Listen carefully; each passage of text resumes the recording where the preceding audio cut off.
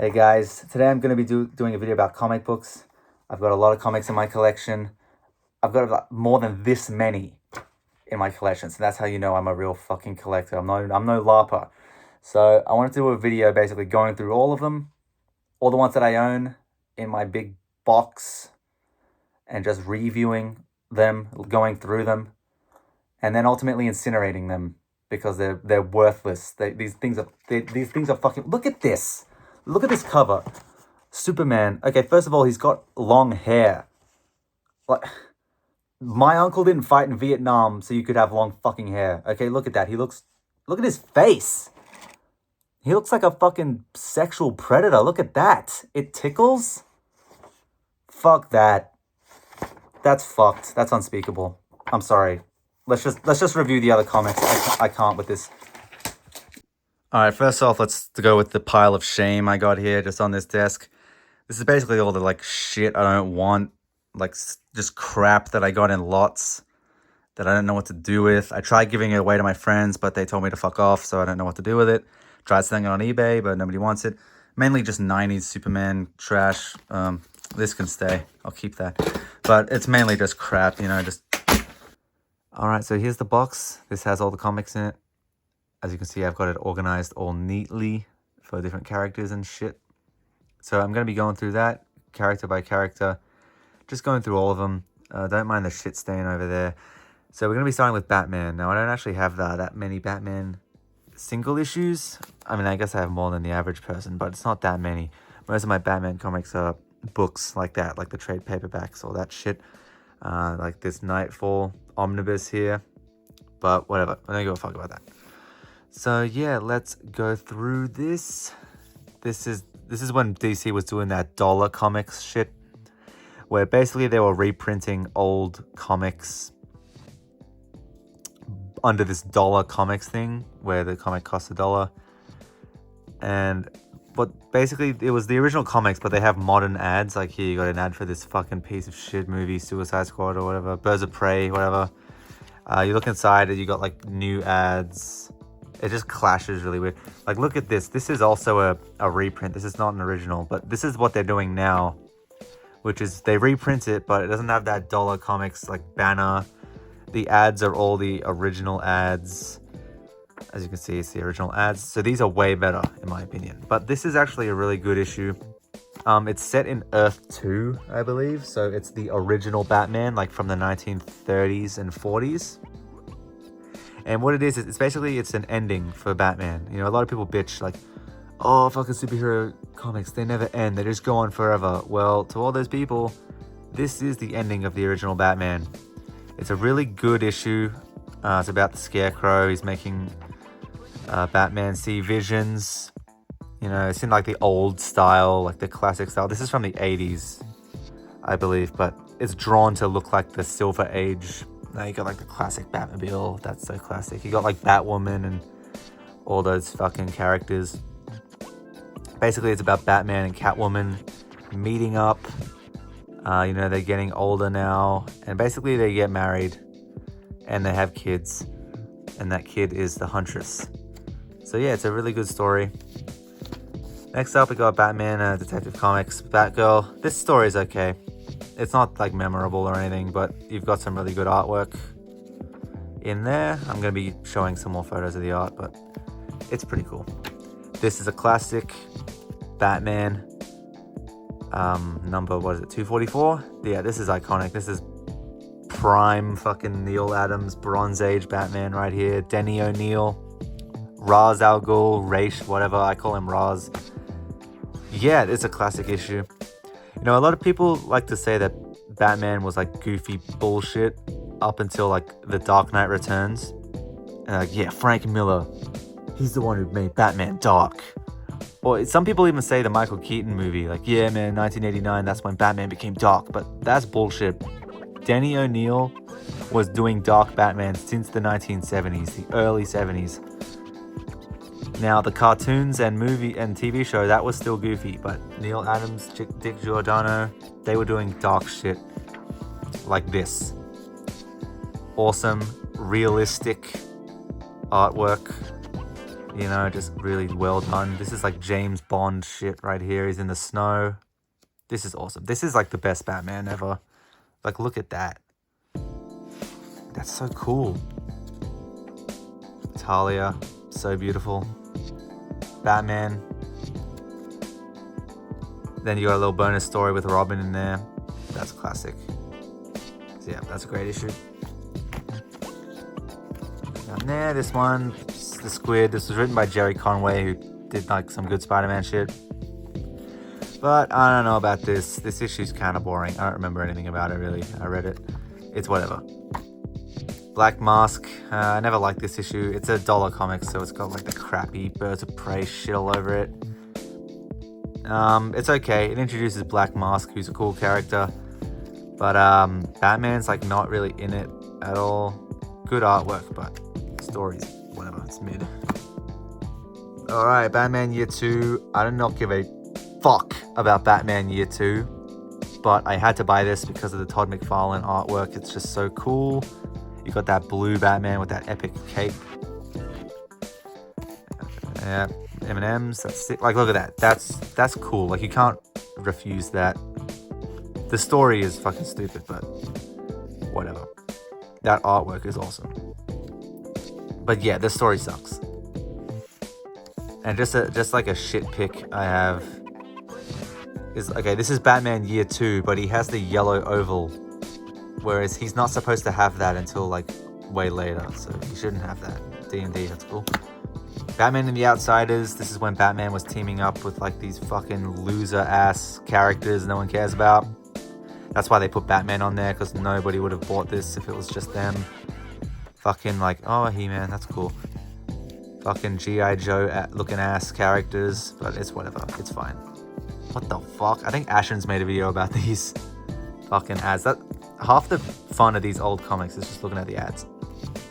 Here we go, Batman New Adventures. This is Jason Todd. I've been trying to collect a lot of the like Jason Todd era Batman comics, because I feel like that's kind of an underrepresented era.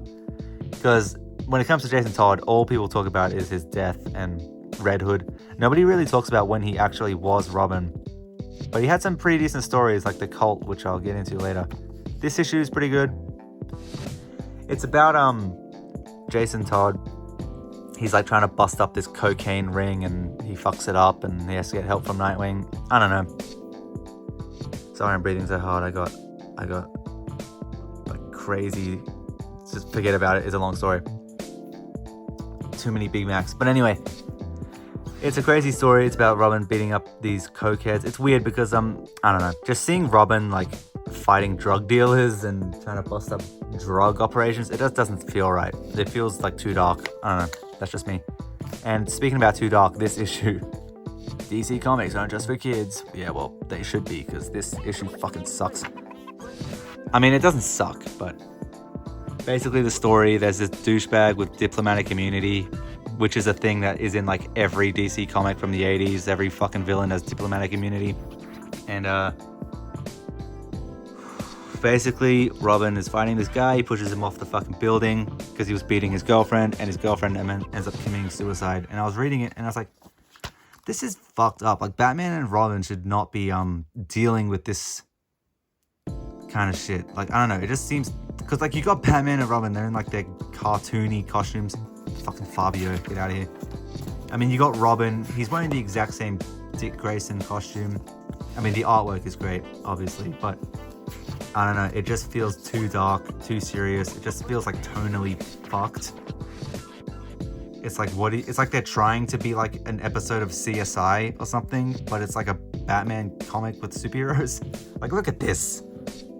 That's not Batman. That's fucked up. I don't know. I don't like that. I prefer, if you're gonna have Robin, I prefer it to be more lighthearted. I don't think he fits those kinds of stories. This is a good one. This is also Jason Todd annual. This is just like a good Hugo Strange story. Just a bit of fun. I think the artist here was Alfredo Alcala, who did the He-Man and the Masters of the Universe mini comics. So I'm a big fan of his art. Great shading. Just something about these old comics, they smell so good. That's great. M&M's. Oh shit.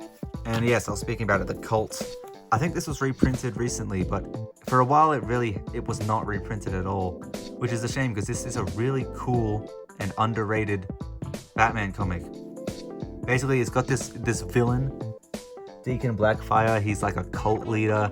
He abducts Batman and he brings Batman into the sewers and he like fucking tortures him for like a month. And Batman he completely loses his fucking mind.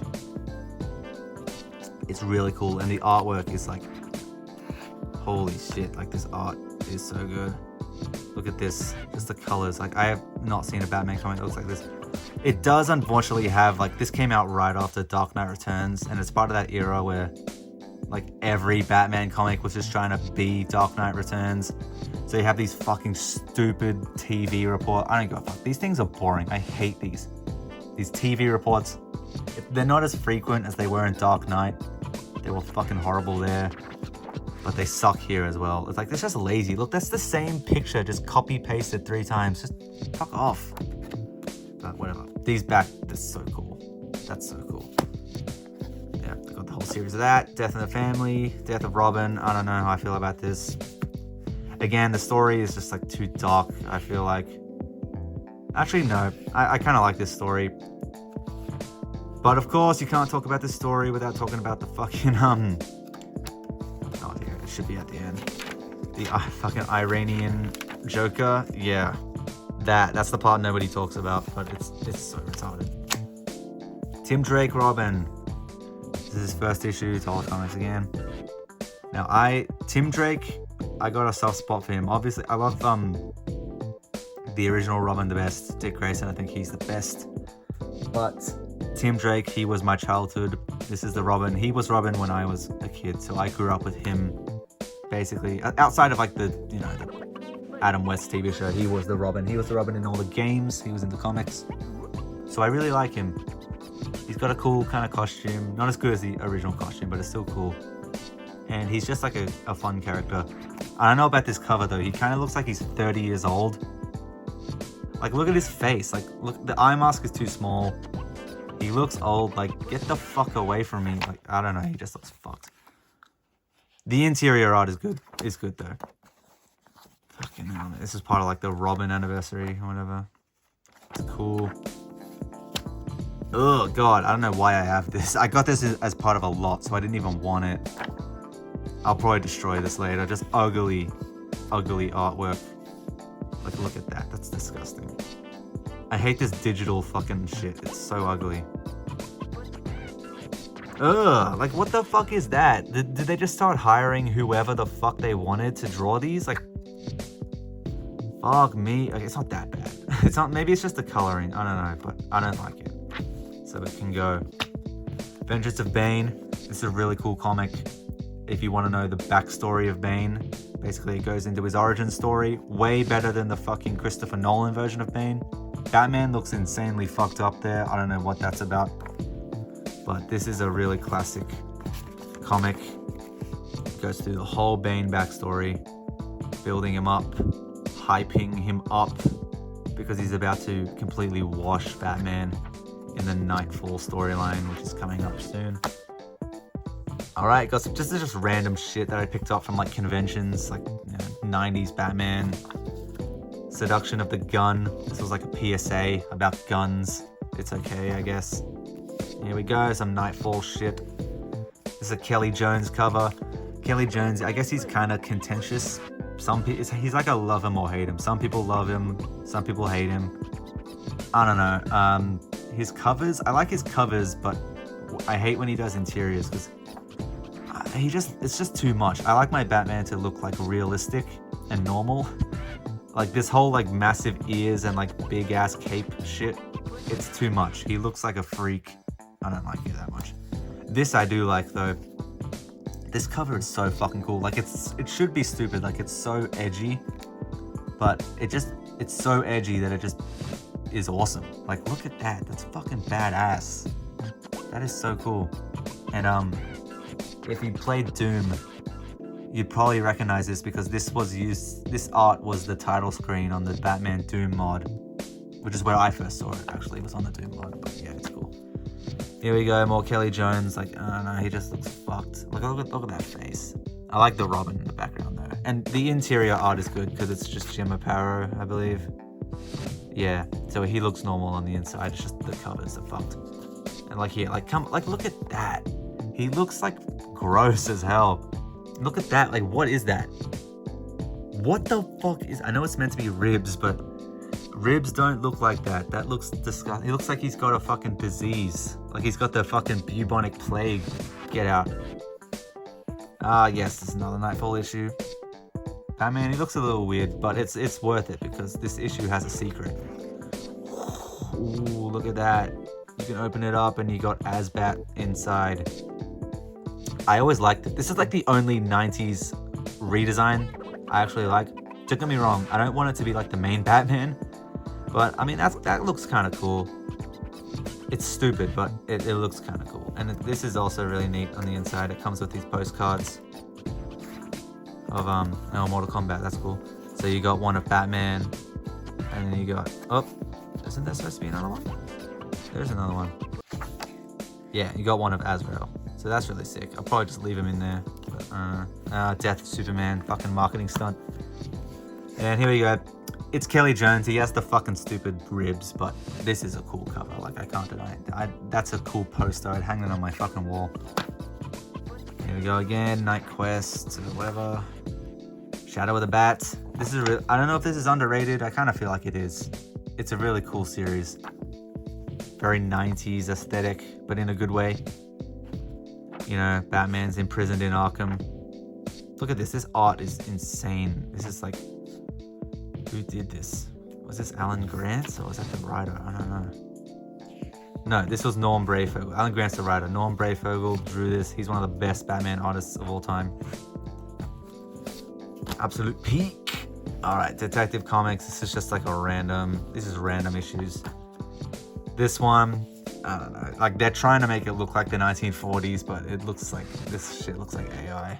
Look at that. It's bad. This is a pretty cool cover. The story sucks, but the cover's cool. There we go. Many Deaths of Batman. That's pretty sick. And here we go. Batman: The Killing Joke. This is always on the top 10 lists because Tim Burton fucking glazed it, even though I guarantee you he's never actually fucking read it, but whatever. This is on all the top 10 lists of best Batman comics because Alan Moore wrote it. It's alright. It's okay. Let's say good. It's good. It's not great. Okay, maybe it's great, but it's not as good as people say it is. Like, the whole Barbara Gordon thing is really shitty. I don't like that at the plot point at all. But the artwork is incredible, especially this version, which is the original unbastardized version, because there is actually a remade version of this where they changed the colors to make it more quote-unquote realistic. And this one has the original colors, so I'll show on screen the comparison, but this is the original. It has the amazing colors, so good, so psychedelic. Like, look at that, that's like a masterpiece. So good. Yeah, Killing Joke. This is one everybody knows. Detective Comics, got Tim Sale artwork, he's incredible. The interior sucks. Same with this one. I'll probably get rid of these actually, I don't really want them. Batman and Robin, Batman Incorporated. This is funny, this is actually the first Batman comic I ever had as a kid. It was this one. I had no fucking clue what was going on, but I still liked it anyway because it had Batman and Robin in it. Batman and Nightwing. Here we go, New Teen Titans. Now, I'm sure you all know these characters from Teen Titans, the cartoon, but this is the comic from the 1980s. This is one of my favorite comics of all time, comic series. Yeah, I used to read this as a kid a lot. So I grew up reading these. Love the characters. Just like a really good story. Like, George Perez's artwork is fucking legendary. You got all these great characters like fucking Starfire, Raven, Robin, Beast Boy, Cyborg.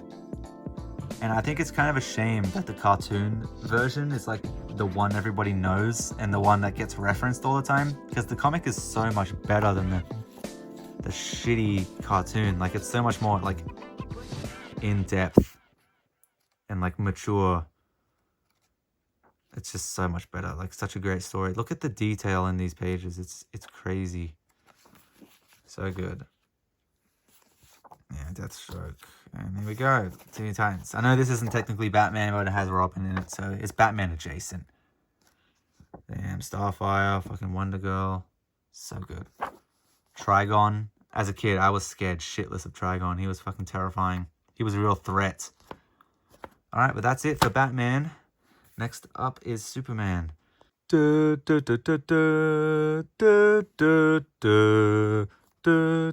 you. Alright, Superman time. Pretty small stack. I'm not going to act like I'm some fucking hype Superman fan who has like every comic. I've always enjoyed Superman. I think he's a great character. I think he deserves better than what he's been getting lately. But I've got a small selection of it. I'd like to have more. I've got books as well. I've got All-Star Superman. Actually, no, I don't. I've got Superman for All Seasons. Best Superman stories ever told. And I've got the Kryptonite Nevermore storyline. So I've got some good ones. Now look at the single issues. Here we got classic Action Comics Brainiac. This is just good old fun Superman. Just like kind of, it's crap or whatever, but it's just fun, enjoyable sci-fi shit. Put that down. That's the introduction of Brainiac and the introduction of the Bottle City of Kandor, which will become very major in the original Superman universe. When I say the original Superman universe, I'm talking about pre-Crisis Superman, which is basically 1950, because you had the 30s and 40s, but that was like Earth 2. I'm talking like 50s to like 1986, because in 1986, John Byrne rebooted Superman and he changed everything basically. So this is the original Superman, where he was fighting Brainiac. He had Supergirl and Krypto. Basically all the shit that's in the new Superman movie is like old school Superman. Now, this Action Comics, the story is like really dumb, but this cover is like insane. Like that 1970s New York in the background. Neil Adams Superman. Like this is like the best cover of Superman history, in my opinion. Like that's just awesome. That's awesome. You got the interior art, which I believe is by Kurt Swan. Yep. Who was the classic Superman artist. Kurt Swan. Very good. But that he also drew this. And this. I had to buy this when I saw the cover. Like it's so retarded. Like they were just doing anything back then. Like for a plot. Like, oh, what's a Superman idea? Oh, we can't stop eating fucking Happy Meals. Relatable as fuck. Ah, yes, here we go. Superman. Now, in the Batman section, I talked about the ending of Batman, right? Well, this is the ending of Superman. The ending of the original Superman, which is this Superman that I'm talking about. Now, this was written by Alan Moore, who also wrote Watchmen, and he also wrote The Killing Joke. This is, in my opinion, one of his best stories that he's done because it's just so melancholy. Like, you read this, and even if you didn't grow up with, like, the original Superman comics, like, it just hits, like, so hard. Like, this comic feels nostalgic, even if you don't know, like, the old comics. I know the old comics, but I didn't grow up in the 60s. I didn't read these when they were coming out. If you did, like Alan Moore did, like if you grew up in the Silver Age of comics, this probably would hit way harder. And it already hits hard anyway. But basically, it's about Superman, his last days. All his villains are coming to attack him. And it ends, I'm not going to spoil what happens, but it ends with Superman basically going away. And it's just a really, like, poignant storyline. It's not edgy, but it's interesting because you see all of these classic characters like Luthor and Brainiac and Bizarro and the Toy Man, and like all these characters that you know for like being goofy, like trash characters, like who never really meant harm, they just like rob banks and like be a nuisance. But in this story, they're like serious, like they're starting to kill, they're killing people, they're causing actual damage. And it's just really interesting to see like this world. It's kind of like growing up. Like you see this world that used to be so carefree and fun, and it's becoming like darker, but not in like an edgelord like The Boys way. It's just sad. It's like Superman's grown up now. And like, yeah, it's just like everybody fucking dies in this comic. Like, I'm sorry, but like Luthor dies, Brainiac dies, Kryptonite Man dies, fucking Supergirl dies, Supergirl's already dead by now, but Jimmy Olsen fucking dies, and this was all to make room for this, for John Byrne's Superman, who was going to be the new Superman in 1986. So this was a goodbye to the old Superman to make room for the new one. And it's great. It's just a great story. This first part, I think, was illustrated by... it was penciled by Kurt Swan and George Perez, which is just iconic. You got the iconic Kurt Swan Superman art, inked by George Perez, who was like the modern Superman artist. And this cover is so good. Batman looks a little fucked up, but this cover is so good. Great storyline. Here we go. Got some early post-crisis Superman. Actually, no, this is pre-crisis Superman. Yeah, just some goofy adventures. And here we go. This is John Byrne's Superman. This is the new Man of Steel. Personally, I mean, this is what I read as a kid. I read the Silver Age Superman 2, but I had this miniseries, like the origin of Superman, and I like it. It's good. I like John Byrne's art, but I don't know. I feel like they lost some of the magic of Superman when they rebooted him. He just feels like less cool. I don't know. Like, he can't breathe in space anymore. He's like way less powerful. A bunch of the side characters got nerfed. It just felt like a lamer. I know what they were trying to do. They were trying to do like, this is the fucking realistic Superman for the 80s. But it's fine. This is fucked. We got like Cobra Commander on there. This is really fun. That's an homage to like the 1938 or whatever, the original Superman #1 cover. Superboy. This is kind of crap now. Death of Superman. It's just like, I know it's iconic and all, but, and the artwork is really good. Like, what I love about this issue is that every page is like a full panel. Every page, like, it feels epic. But it was also just kind of stupid. Like, oh, we're going to kill Superman. He just gets punched by the Doomsday and dies. It's just whatever. There's a great video by Harlan Ellison, sci-fi writer, who wrote I Have No Mouth and I Must Scream. Where he did a great video because he was a Superman collector since like the 30s. Like, he had all the comics. And it was so funny when he just goes through like, oh my god, they're killing Superman. Even though they've already killed him like 10 times in the past. And they're already killing him again. Because it's just a big publicity stunt to get more money. That's all it was. It was just for speculator bullshit. Just whatever. Fuck it. This is great. I mean, it has long hair Superman, which I hated. I don't know why they decided he needed long hair. It just looks tacky as fuck. But this is a really cool issue because of this. Batman. Like, look at all the Batmans. Basically, the story is that there's a multiverse bullshit happening. Whatever. And it's causing Batmans from all different timelines to show up.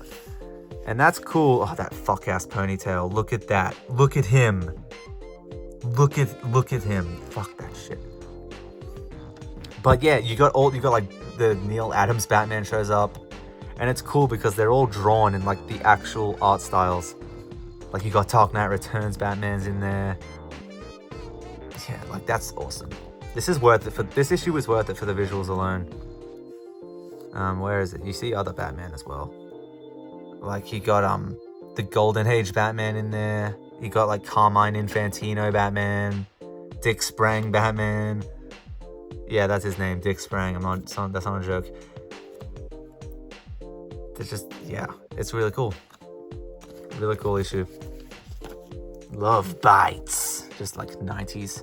This is during the Triangle era where what the Triangle era is, this is shit you need to know, by the way, is in the 90s, they were basically going fucking balls out on Superman comics, like, with like these crazy in-depth storylines. So they had to number each series so that everyone knew what the fuck was going on.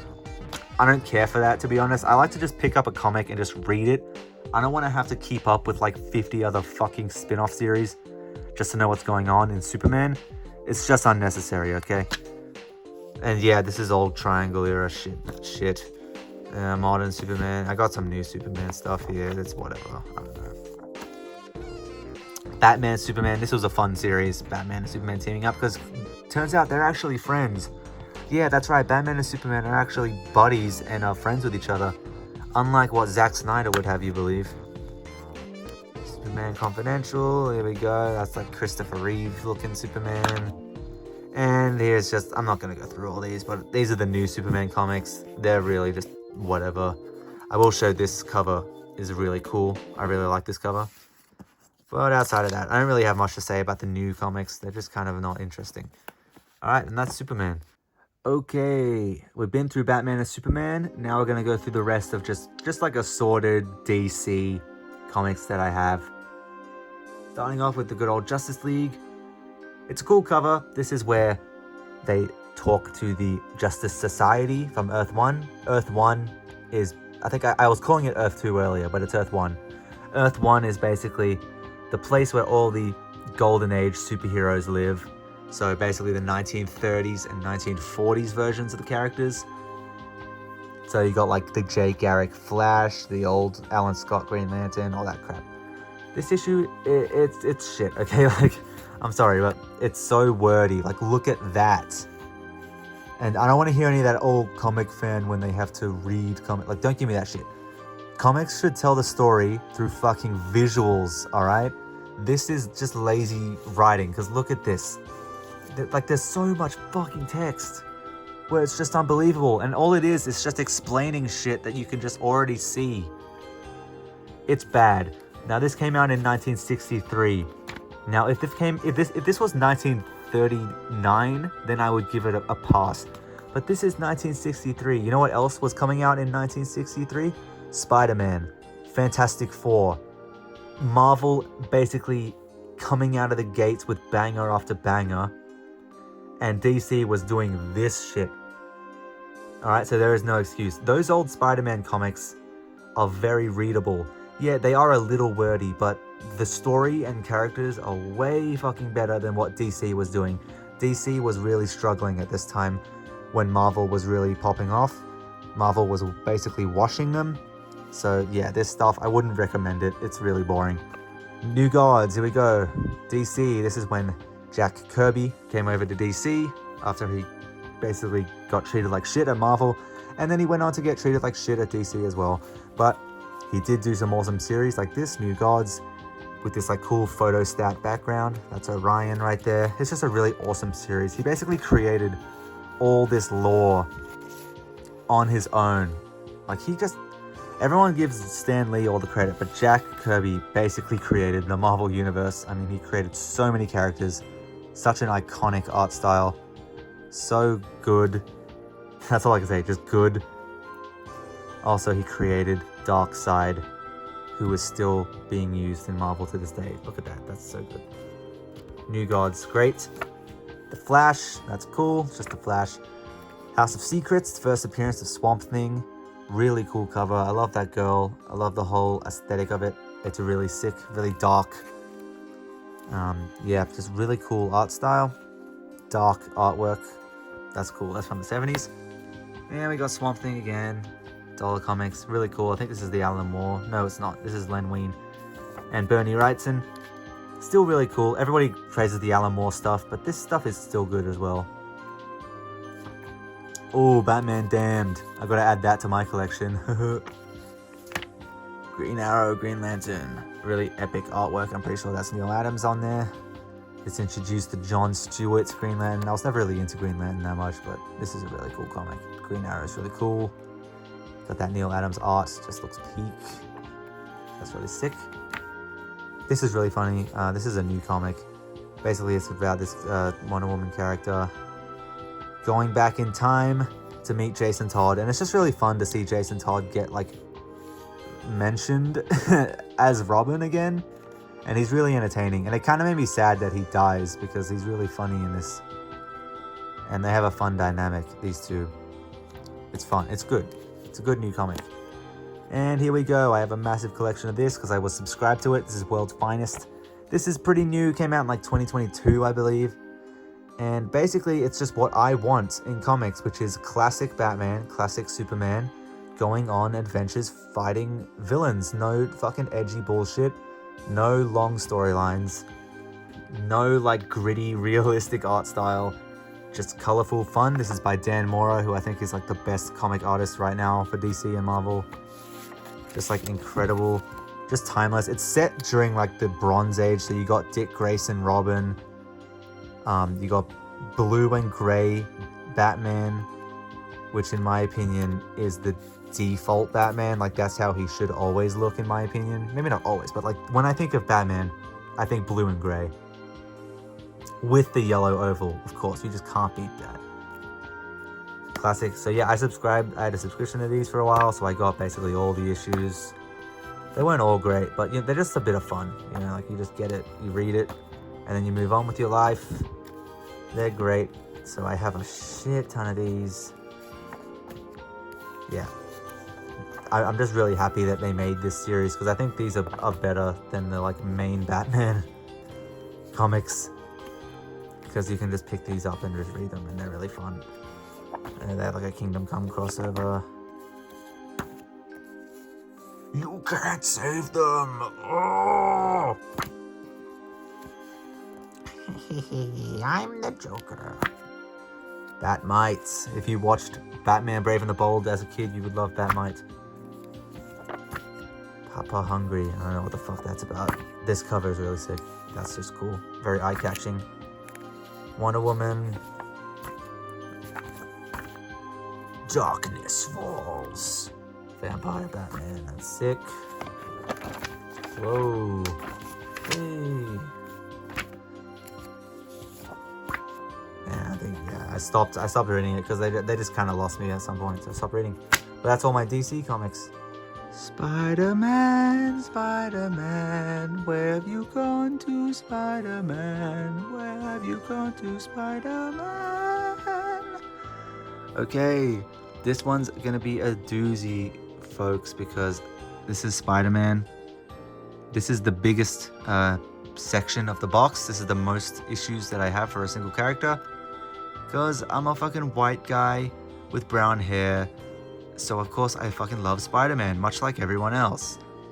So let's get started. Of course I got the fucking classic Ditko and Lee era Spider-Man. These are the original like comic era. Here's an issue with Electro. This stuff is just iconic. Like it holds up so well. And that's the thing, when you go back to characters like Superman and Batman and you read like the original comics, they're kind of like, they're weird. Like, you know, Superman doesn't fly.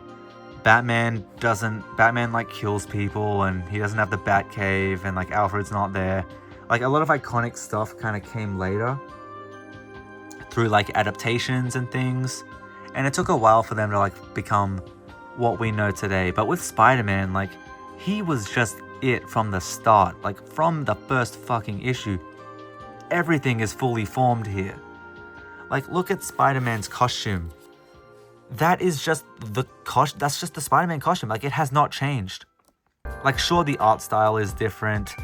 He doesn't have those web wings anymore. But aside from that, like, he is unchanged because he was just perfect. And you read these original books, the Lee and Ditko era Spider-Man, and it's just, everything's there. Spider-Man's there. All the villains are there. Aunt May is there. Fucking J. Jonah Jameson. Betty Brant. Like, and then when you get to the later issues, you got Harry, Gwen, MJ. Everybody is there. It's all there right from the start. And it's all good. Like, these comics are really fun. Like, look at that. Electro. His costume is exactly the same now. It's just perfect. It's just fun. And Steve Ditko's art is crazy. I guess it's an acquired taste. Some people might not like it. But if you don't like it, you're a fucking piece of shit, because his artwork is awesome. And he draws Spider-Man like nobody else. No one else ever draws Spider-Man quite like this. He's kind of like lanky. He looks weird. He's got like this thick web pattern. His eyes are like, I don't even know how to describe the eyes, but nobody draws them like that. Absolutely awesome. Classic. Got a couple of those. Don't have too many. I want to get more of the Ditko era stuff, but you know, I don't have that many. Here we go. This classic. This absolute iconic scene. So many iconic scenes like that. That is so cool. And this is from like 1962. And they adapted that in Spider-Man Homecoming. Absolute classic. And then after that, you go right into the John Romita Sr., who replaced Steve Ditko, and you got even more iconic shit, like the Green Goblin. Harry Osborn with the fucking fade. The great artwork, J. Jonah Jameson. Go in there. There's Electro again. Just like classic storylines of Peter. Like, if you like the Sam Raimi Spider-Man movies, this is where it all came from, really. Like, it really is just like that. The drama, like, it's got the best, like, character drama. That's why I mainly have all the issues from the 60s to the late 70s, because I feel like that's when the drama was at its best. After that, it kind of lost me. But here, I got so many issues. Here we go. Death of Gwen Stacy's dad. Craven. Fucking awesome. I mean, Craven's not that awesome, but, you know, it's Jerry Conway. He's a great writer. Hammerhead's in there. Aunt May. Fucking stupid. Prowler. Yeah, a lot of people don't know that there was an original Prowler. Hobie Brown. Most people know the Ultimate Universe Prowler, which is Miles Morales' dad, but this is the original Prowler, who is still cool. He's got a really iconic costume. This is such a great cover. Mary Jane, drawn by John Romita Sr. So good. Just an epic run. And here we go, the iconic Gwen Stacy death issue. Everybody knows it. Then we got after that, the fallout from all that. Mary Jane's got those crazy ass 70s pants. Harry's like a fucking crackhead at this point. Peter wearing like a pirate shirt. Punisher, this is great. If you like the new movie, read this one. Hammerhead. I think this was the first appearance of Punisher, actually. And the first appearance of the Jackal, who he has his own plot line, which unfortunately kicked off the clone saga that would come about 20 years later in the 90s, which ruined Spider-Man for everybody. Tarantula, this was also referenced in the new movie, that exact pose. Fucking Harry Osborn looking like a fucking nutjob as usual. And then he becomes the Green Goblin. You, Harry Osborn? But it can't be you who've turned against me. It can't be. But it is. For the Green Goblin lives again. Just such good dialogue. Like, it's so corny, but it's great. He comes back. Yes, the original Clone Saga here. The original Clone Saga is good. The Clone Saga from the 1990s is a mess. Watch the Comic Tropes video on that if you don't know. Mysterio! And here we go. Alright, this is like era 1 of Spider-Man. Now we're getting into era number 2, the black costume. Probably the best alternate superhero costume ever. Maybe the only good alternate superhero costume ever. Like, this is up there with the original Spider-Man costume. It's just great. Like, look at that. That's iconic. That is absolutely iconic. But yeah, it's great. It was introduced in Secret Wars, where it was a symbiote that attached to Spider-Man. But unlike what they show in the movies and the cartoons, it wasn't really like, it didn't make him evil or anything. It just basically, it was connected to his body, and it was kind of slowly eating him, and it would like swing around in his body at night, but it wasn't like malicious. Like, it didn't turn him evil or want to kill him. And then Peter found out it was an alien, and he was like, ew, like, get the fuck off me. So he got it off him, and then the alien was like, why are you rejecting me? And so the alien got pissed off at him, and then Eddie Brock absorbed it, and it became Venom. Got that Venom. But yeah, you got the classic black suit saga, starting with this. These issues kind of suck shit, to be honest, but, you know, you got the black suits, and that's cool. Like, yeah, whatever. Spider-Man Life Story. This was a really cool series. Basically, it was a series, What If, where it was like, what if Spider-Man actually aged from his origin?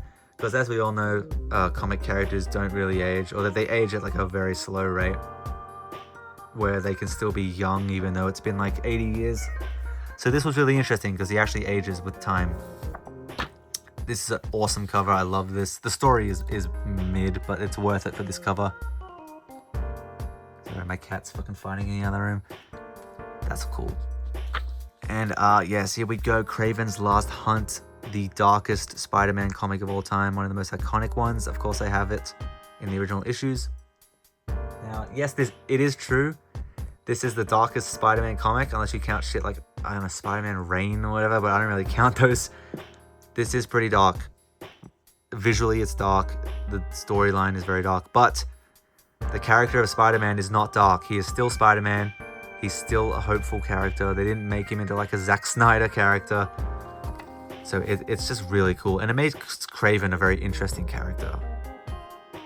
And the artwork is insanely good. This is like, see, remember when I was shitting all over that Justice League comic for having too much text? This is what comics should look like.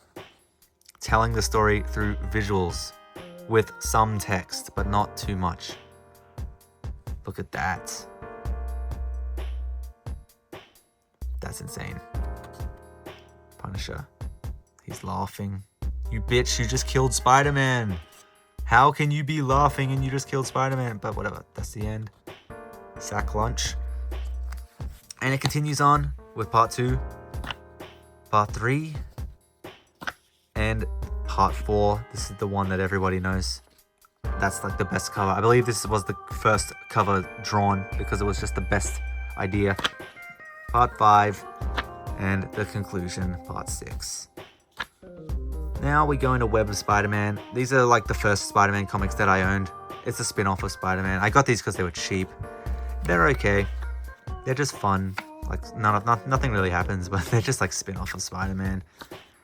If you want some black costume action, then get these because they have a lot of... He wears the black costume for most of it. This was a really fucked up issue. Yeah. Good covers. Like, that's an awesome fucking cover right there. This one's awesome. This has some of the best covers. Like, look at that. That's fucking sick. Spidey beating the shit out of J. Jonah Jameson. Yeah, beat his ass. This is fucked. I bought this and it had a sticker on his head and I ripped it off and it ripped his fucking head off. Fuck you. Giant annual. This is cool. This has like all the story of Spider-Man, you know, all that shit. Kingpin's in there. It's just Cyclone, all these like gay characters. Just telling the story of all of them. Whoa, that's really sick. Look at that. That's like some fucking Jim Steranko shit. Oh my god. The end of the red suits? No, it's not. But then we get to Spider-Man 300, Todd McFarlane. Todd McFarlane is kind of like Kelly Jones when it comes to Spider-Man. A lot of people love him, a lot of people hate him. Me, I'm kind of like more on the hate side. He just represents that 90s extreme, which I really don't care for. Again, I'm much more of like a Romita Sr., Gil Kane sort of guy, where I like my Spider-Man to be more realistic. This is, it's not that it's not cool, it just looks like so, like extreme. It's too much, you know, his eyes are so big. The characters look like they're made of like Play-Doh. Like, look at that, that's ugly. That's just ugly. I do really like the Venom with the human teeth. I actually kind of like that better. Oh, God. Yeah. Here we go, more Todd McFarlane. He's an acquired taste, I guess, if you like that kind of stuff. I know people who really like this era of comics. I don't. I do really like this, though. Sal Buscema, he's an artist who was in the 90s. It was actually good. This is a really epic cover. This was issue 200 of Spectacular Spider-Man. And it has the death of Harry Osborn in a really great comic that just like a very nostalgic feeling. Very good. And then we get into the new ones. Just gonna breeze through those because they're fucking complete shit. Alright, we've done the miscellaneous DC, so now we're gonna do miscellaneous Marvel. This is just another bunch of random Marvel comics that I have. Giant Size Avengers, the marriage of Vision and Scarlet Witch. Who gives a fuck? But this is True Believers. Now, remember when I was talking about the dollar comics earlier? This was like the Marvel version of dollar comics. This was when they were reprinting classic comics, but they didn't realize that they could actually give a shit. So, you know, it still has like the modern ads and you get the crappy printing and the stupid banner. So it's whatever. It's fine. And we got more swordsmen, just more like retarded shit. And then here we go. This is when they actually started trying. We got the Avengers. That's Mightiest Superheroes, the original Avengers. Jack Kirby. His art style wasn't as developed. I'm not saying it's bad, but like it's not like the iconic Jack Kirby art style that we know. Well, it kind of is, but it developed more after this. But this is still good. I mean, they made a fucking movie out of it, I think. Fantastic Four. Now this is classic Kirby right here. Black Panther with the collar and cape, which is how he should always look in my opinion. Just absolute classic. Like the way he can like tell stories with the art. Like every panel like progresses the story. There's no wasted time. There's no wasted space. Iconic character designs. Every panel has like so much action in it. Like damn, that's awesome. More Fantastic Four. More Fantastic Four. I think this was John Byrne. It's still good. And here's some more Fantastic Four. This one's really cool. The Hulk and the Thing fight. This is a fun issue with some great artwork by... Who did this one? This was Rich Buckler. Okay, actually I don't really know him, but he did a good job. This sucked. I bought this at the store recently, and the cover looks like 1960s, right? So I thought this was going to be like a classic style Fantastic Four. It was in a poly bag, so I couldn't open it. So I bought it, and then I opened it, and it's like this fucking like 2000s shit. He's got a fucking mustache. That was a ripoff, and I tried to get a refund, but they told me to fuck off. So yeah. The Eternals, a race of immortal beings who form the Earth and civilization. Jack Kirby. Great artwork. So good. Just more like crazy lore that Jack Kirby just like invented. That was for Marvel. Marvel Fanfare. This was basically just like anthology stories about Marvel characters. Great cover of Black Widow there. Black Widow is... Yeah, this is a really good comic. This is a really good comic. This is probably my favorite comic that I own. Actually, I couldn't tell you why, but it is good. I don't know what the fuck that's about. I don't know what that's about. Here's more. This one's really cool. Got the Thing. She-Hulk. Everybody hates She-Hulk now because of that Disney Plus show, because it was woke or whatever. But the She-Hulk comic is actually really fun. Here we go. Got some Alex Ross artwork on here. Alex Ross does probably my favorite, like, realistic superhero art. This is what the MCU should look like. Classic. Tales of Suspense. Classic Iron Man. Black Widow before she became, like, cool. Here we go. Immortal Iron Man. That's the classic Iron Man costume right there. Great cover. Big premiere issue. Hell yeah. And here we go. We got like some 80s Iron Man shit. He's just carrying a briefcase around with his armor inside it. Fucking look at this douchebag. Fucking hell. He looks like such an asshole. I'm a 1980s man, basically. That's what he looks like. And here we go. This was like around the time the movie came out. I got these. Adam Warlock. This is a really sick character who unfortunately was done no justice in the MCU. He was in Guardians of the Galaxy 3, but he was a complete fucking joke. Completely undermined him. But in the comics, he's awesome. He was basically the main character of Infinity Gauntlets when that came out.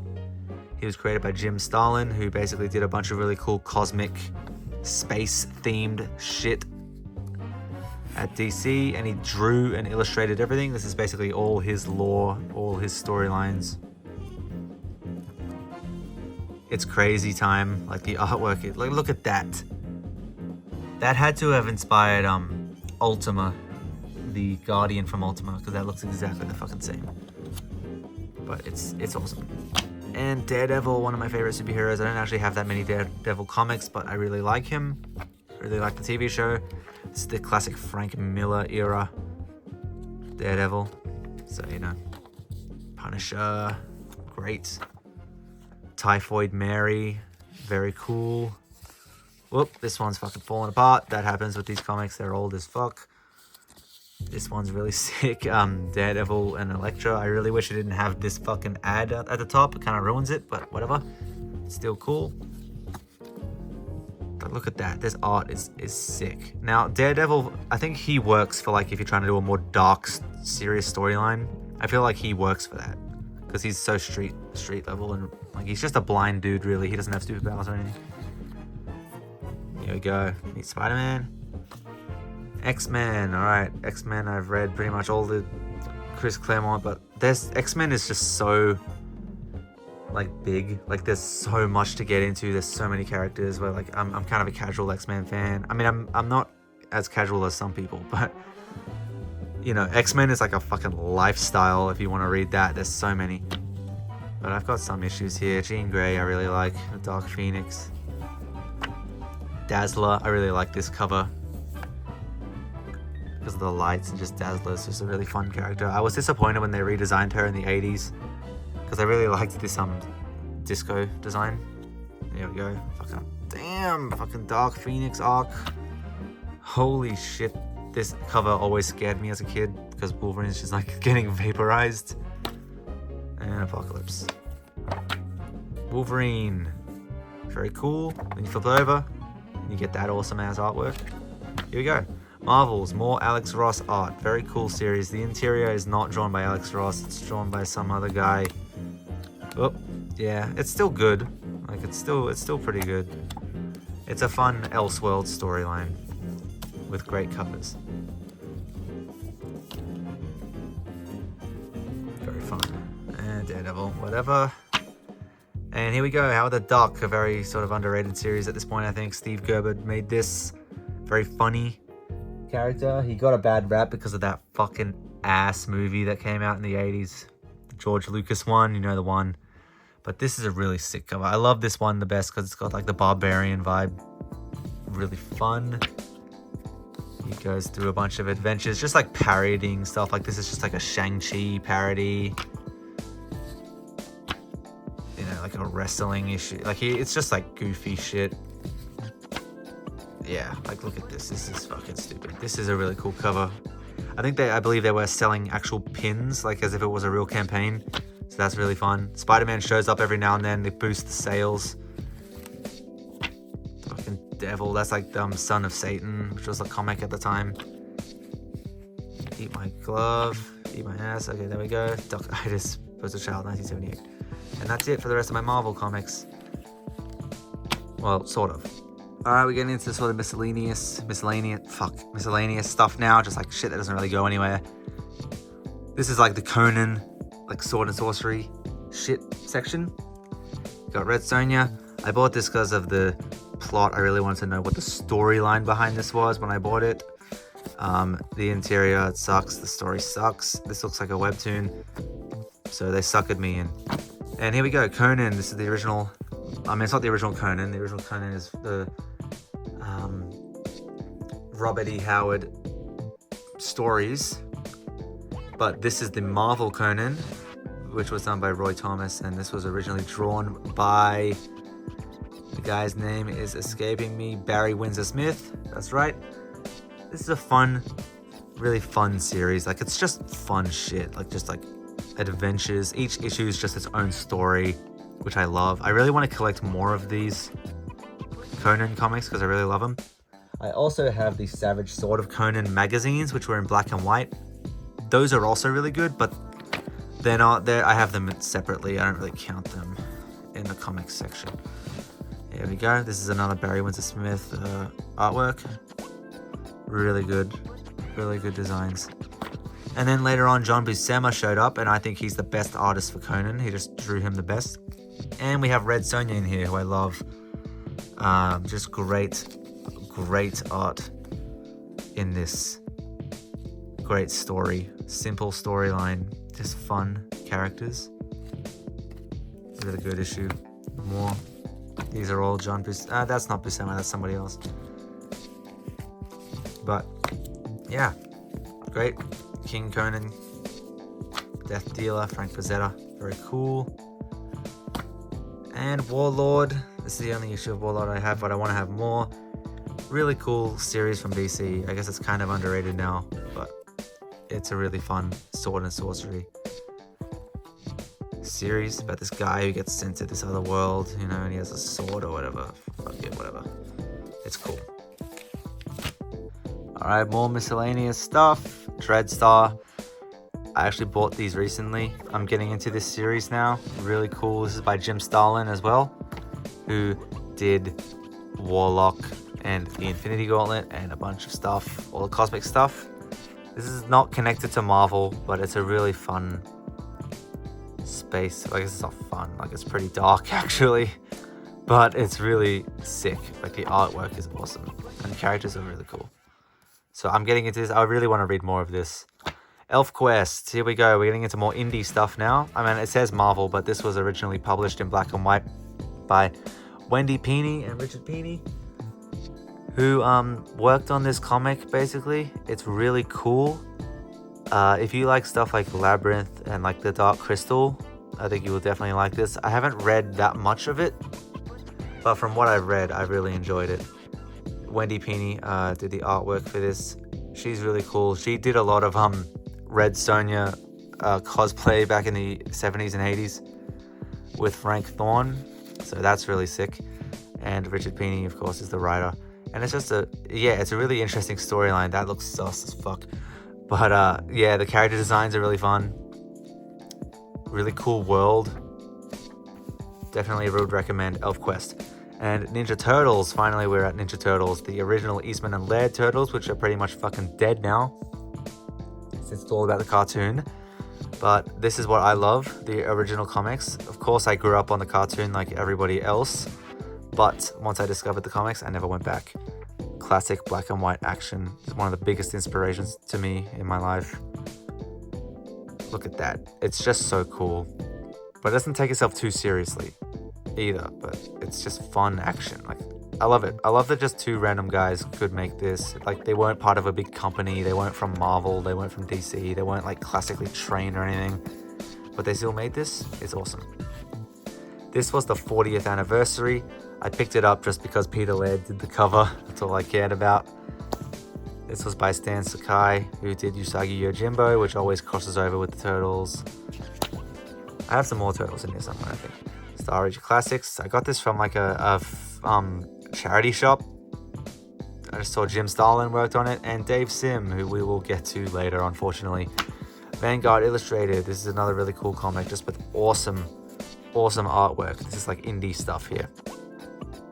Yeah, like you're not going to see that in a fucking Marvel comic. It's sick. Really fun stuff. G.I. Joe. This is the only issue I have of G.I. Joe, and it's insanely cool because it's entirely silent. It's all about ninjas fighting, not a single word spoken. Now, the reason it's like this is because I think that they were late for the issue. Like, there was some kind of like fuck up with the comic, so they had to make an issue really quick, and they ended up making this, and it really worked out because this is one of the best issues I've ever read. All right, I said we're going to get back to Dave Sim, and we are back to him right now with Cerebus. Now, Cerebus, it's a complicated comic because on one hand, it did a lot for the comics, for indie comic industry. It was one of the first comics to have a trade paperback printed, like a graphic novel. Fuck, I hate that word, but you know, graphic novel printed for it. It's one of the longest running, I think it held the record at one point for the longest running comic book by a single author. So it's done a lot of good, but also the guy who made it is kind of like a massive fucking incel piece of shit. So I don't have many of these. It's a shame because like this high society arc is really good. Like the whole first half of the story is really good. And it's got some of the best artwork and some of the best lettering. I know people probably don't give a shit about lettering, but I do. And this is some of the best lettering I've ever seen. So clear, so like just pleasing to look at. Some of the best, like look at that. That's an iconic design. It's really a fucking shame that Dave Sim is like a massive cunt because his artwork is awesome. But you'll never see Cerebus again. Got a few. I've got the phone books as well, Cerebus. That's what he called the graphic novels, phone books. Here's some more Ninja Turtles, How to Draw Turtles from Eastman and Laird. That's really fun. Just shows you how to draw them. Very fun. Rogue Troopers. I don't know what the fuck that is. I don't know why that's in there. This is like where I get to the real shit. We got Master of the Universe. Godzilla. Of course, I love Godzilla. I grew up with all the Godzilla movies. So, of course, I bought this comic. And it's fun. Like, it's got Nick Fury in there. Like, it's stupid. Godzilla's green. He doesn't look anything like Godzilla. But it's a pretty fun comic. I keep saying that it's fun. It's fun. It's just fun, guys. It's just fun. But it is cool to see Godzilla be a part of the Marvel Universe and the IDW Universe. Snoopy. Peanuts. Peanuts comics were probably the first comics I ever read. So I love them. I don't know what that is. I guess I must have got this from a convention or something. I don't know. Oh god, I need to get rid of this. That's embarrassing. Bill and Ted. It's cool. I'm just like kind of flipping through now because this is like the shit I don't care about. Phantom Star Killer. This was a really fun like independent comic that I picked up. If you like 80s, it's like an 80s parody. Sonic the Hedgehog. Doesn't have a cover, you can tell because this is from my childhood. I read it over and over again. Completely destroyed it. This is the Archie Sonic comics when they were published by Archie, basically. And I know a lot of people don't like the Archie Sonic comics because of certain Ken Penders in the room. You know, there was a lot of like really cringy stuff in there. Because, let me explain this. Basically, when the Archie Sonic comics came out, this was like in the 90s and 2000s, Sega like didn't give a fuck about them, and they just kind of let Archie do whatever they wanted. So they're nothing like the games. They are full of all these characters and all these like places that are not from the games, that are just fucking made up. But that's kind of why I love them. Like, I grew up reading these comics, so I'm definitely blinded by nostalgia in this regard, but just like the depth of the world building in this comic was fucking insane. There was so much world building, so many characters, so many story arcs that like develops, like fucking Sally Acorn, Rhoda, the whole Freedom Fighters, the Kingdom of fucking Acorn. Dr. Robotnik fucking dies and gets replaced by a Robo Robotnik. It's insane. It's so like the thing, like it's like not even good. Like so much of it is straight up bad, but I just don't care because it's just like it's such an in-depth world. It was so fun to read. And then one day, fucking Ken Penders decided to sue fucking Archie for all his characters, and Archie lost the fucking paperwork like a bunch of incompetent fucks, and now Archie Sonic is dead, and the current Sonic comics are just bland shit with nothing to them. And I'm still fucking salty about that, and these comics will never be reprinted again because of Ken Penders and because Sega does not give a fuck about its own character. Whatever. Star Wars. This is the classic Marvel Star Wars. It's shit, but you know, it's fun to look at just as like a quaint thing. Like if it was like 1977 and like you couldn't watch the movie again because there's no VHS and you just want to read this book, it's fine. But in 2026, it's just an oddity. Like these ones, they're just fun. It's just interesting to read them because Star Wars was like not established at all. It's like nobody knew what it was, so it's just like a bunch of random shit. These smell so good. I love the smell of these. Carmine Infantino did the artwork. More Star Wars. This is all Star Wars now, I think. These ones I don't like as much. Like this is just like crap. Like aura farming crap. Thrawn, whatever. Gonna get rid of these. But yeah, that's it. That's pretty much it for all my comics. I have some more. I have some manga in here. I'll flip through this real quick. Appleseed, Caravan Kid. I think I have Outlanders. Really fun, just done by Dark Horse back when the manga was published like a regular comic. Really cool. But yeah, aside from that, that's pretty much all the single issues of comics that I have. And I actually got rid of a bunch of them last year. So before this, I had even more. And I already like spent $540,000 on like more comics, and they're going to be arriving momentarily. So yeah, that's just a bit of my obsession. Thank you if you watched this. If you didn't watch it, that's fine because this video is not meant to be watched. Thank you, fuck you, goodbye.